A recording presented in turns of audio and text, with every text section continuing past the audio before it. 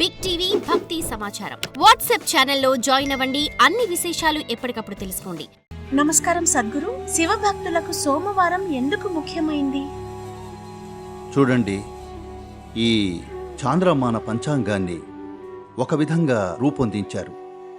సుమారుగా 28 రోజులు అనుకుందాం. In these 28 days, 4 segments or 4 weeks. ఈ 28 రోజుల్లో 4 వారాలు, 4 భాగాలు. ఈ రోజుల్లో వాడే ఈ మండే, ట్యూస్డే, సోమవార తెలుసుగా, అది సోమవారం. సోమ అంటే అది మత్తు కలిగించే రోజు,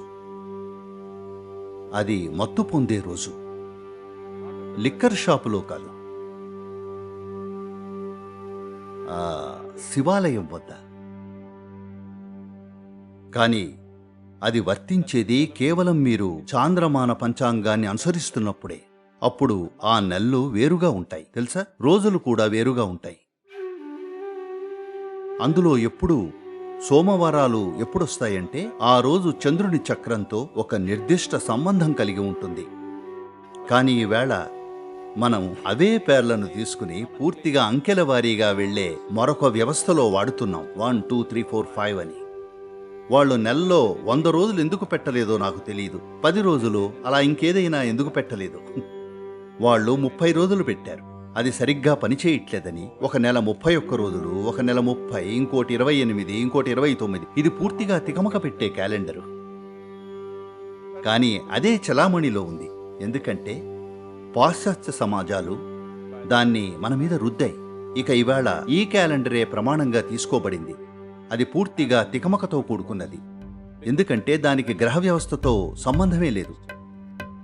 కానీ మనం అనుసరించే ఈ చాంద్రమాన పంచాంగానికి గ్రహ వ్యవస్థతో సంబంధం ఉంది. తదనుగుణంగానే నెలలు మారుతాయి, తదనుగుణంగానే వారాలు, రోజులు మారుతాయి. దీని ప్రకారం అది ముఖ్యం. అంటే ఈ సోమవారాలు కొన్ని ప్రక్రియలకు ముఖ్యమైనవి. కాబట్టి ఆలయాలను దీన్ని దృష్టిలో పెట్టుకునే నిర్మించారు. అంటే ఆలయం నిర్మించినప్పుడు ఒక విధంగా అది కూడా వృద్ధికి, క్షీణతకు లోనవుతుంది. అన్ని శివాలయాల్లో ఎక్కడైతే శక్తివంతమైన లింగం ఉందో అక్కడ దానికోసం శక్తివంతమైన ప్రక్రియలుంటాయి.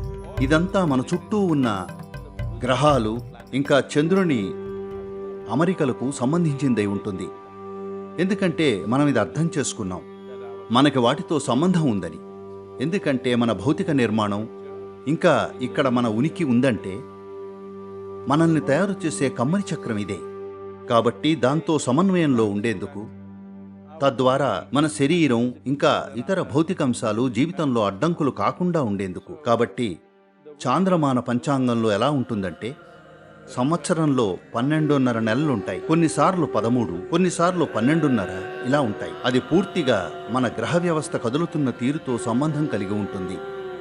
కాబట్టి వీటన్నింటినీ ఆధారం చేసుకుని ఇవన్నీ చేస్తారు. ఆలయాలను దీన్ని దృష్టిలో ఉంచుకుని ప్రతిష్ఠిస్తారు. For more videos like this, subscribe Big TV channel.